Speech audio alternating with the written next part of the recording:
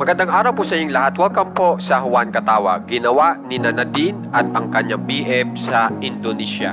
Ivana Alawi naman, balik tanaw ngayon. Alamin po natin lahat yan dito sa ating video. Dito po muna tayo kay Nadine Lustre kung saan ay may pinost po dito si Nadine Lustre. Panoorin po natin. So, yan pong post na yan ay siya po ay nasa Indonesia po niyan. Okay? At ito po yung sumunod kung saan ay ipinost naman po ito ng boyfriend ni Nadine Lustre na si Barrio. Na kung mapapansin nyo, pumunta po sila dito sa napakagandang lugar dito sa Indonesia at nag-unwind. So panoorin po natin.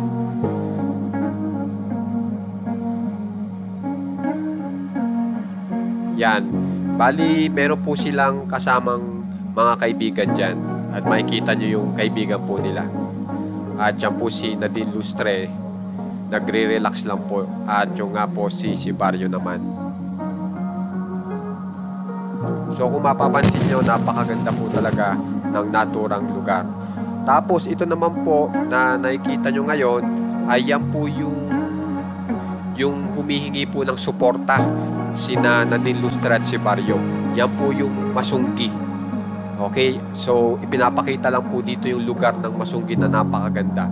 Na yung nga po ang gustong gawin ni Nadine Lustre at si Barrio, maprotektahan itong naturang lugar na ito.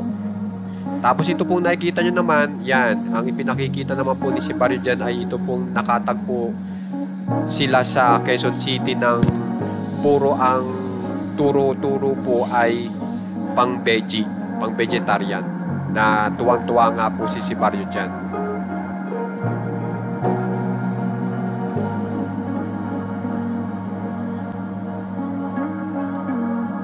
Yan naman po si Barrio at Nadine.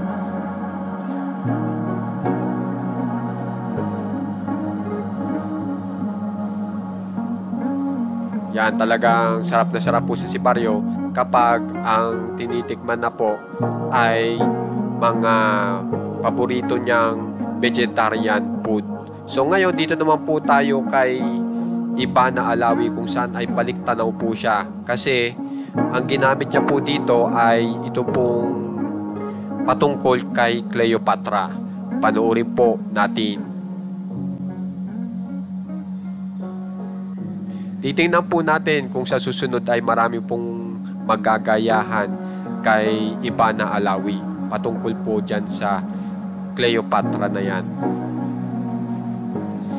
Kaya naman guys, kung gusto nyo pong ma-update sa mga famous celebs ng Pinas, alam nyo na pong gagawin, subscribe na po kayo sa ating channel na Juan Katawa. Maraming salamat po.